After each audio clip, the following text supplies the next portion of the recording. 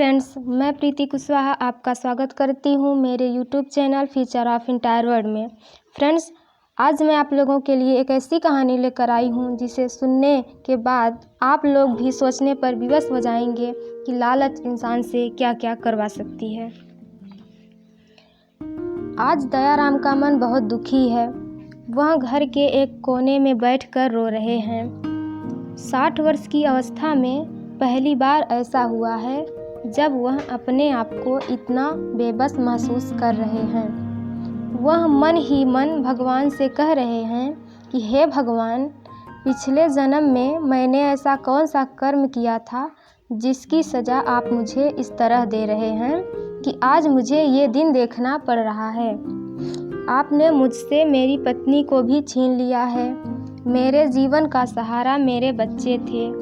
मैंने सोचा था कि ये बच्चे मेरे बुढ़ापे की लाठी बनेंगे, लेकिन आज वो लाठी भी टूट गई है। आइए आपको दयाराम की पूरी कहानी बताते हैं। दयाराम की 3 संतानें थीं, 2 बेटे और 1 बेटी। बेटी उनमें से सबसे बड़ी थी। दयाराम ने सबसे पहले अपनी बेटी की शादी की। बेटी की शादी के 2 वर्ष बाद उनकी पत्नी का देहांत हो गया। पत्नी के गुजर जाने के बाद दयाराम बिल्कुल अकेले हो गए थे। बेटे भी अपनी पढ़ाई में व्यस्त रहते थे। उन्हें भी एक दूसरे का हाल चाल लेने का समय नहीं था। घर का काम करने वाला भी कोई नहीं था। बेटे और पिताजी मिलकर घर का काम करते थे। बेटी भी महीने में 1-2 बार आ जाती थी पिताजी का हालचाल लेने, लेकिन फिर वो भी व्यस्त रहने लगी अपने घर के कामकाज में। अब उसका भी आना जाना कम हो गया था। बेटी ने अपने पिताजी को सुझाव दिया कि वे अपने बड़े बेटे की शादी कर दें। कम से कम बहू घर में आएगी तो घर का काम तो करेगी। पिताजी को भी बेटी का सुझाव अच्छा लगा। उन्होंने बेटे को मना लिया शादी के लिए। बहू घर में आ गई। उसने घर परिवार की जिम्मेदारी संभाल ली। सब लोग खुशी खुशी रहने लगे। दयाराम का छोटा बेटा बाहर रहकर पढ़ाई करता था। कुछ वर्षों बाद वह घर आया तो साथ में अपनी पत्नी को भी लेकर आया। दयाराम ने उसे बहू मानने से इनकार कर दिया और बेटे से भी बहुत नाराज़ हो गए कि उसने मुझसे बताए बिना शादी कर ली और लड़की भी पता नहीं किस कुल खानदान की है। दयाराम के साथ साथ उनका बड़ा बेटा और बहू भी उससे बहुत नाराज़ थे।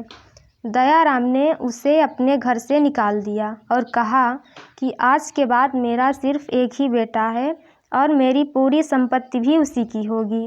मैं तुम्हें एक फूटी कौड़ी भी नहीं दूंगा। छोटा बेटा पिताजी के सामने बहुत गिड़गिड़ाया, लेकिन दयाराम इतने गुस्से में थे कि उन्होंने बेटे की एक बात नहीं सुनी। बेटा भी थक हार के वहाँ से चला गया। कुछ दिन बीतने के बाद दयाराम का गुस्सा शांत हुआ तो वे अपने छोटे बेटे और बहू को घर ले आए। लेकिन दयाराम का बड़ा बेटा और बड़ी बहू उनके घर वापस आने पर बिल्कुल भी खुश नहीं थे, क्योंकि वे दोनों लालच में आ गए थे और उनका हिस्सा भी लेना चाहते थे। लेकिन अब दोनों के पास वापस आने पर ऐसा नहीं हो सकता था। छोटा बेटा भी अकेले पूरी संपत्ति लेना चाहता था। छोटी छोटी बातों पर घर में लड़ाई झगड़े शुरू हो गए। कभी कभी तो बिना बात के भी झगड़े होते थे और कभी कभी तो मारपीट करने की भी नौबत आ जाती थी। दयाराम सबको समझाने का बहुत प्रयास करते, लेकिन कोई भी उनकी बात समझने को तैयार ही नहीं होता था। उल्टा सब उन्हीं को सुना देते थे। उस घर में अब उनकी कोई इज्जत नहीं करता था। दोनों बेटों ने मिलकर अपने अपने हिस्से का बंटवारा कर लिया और दयाराम को घर से निकाल दिया।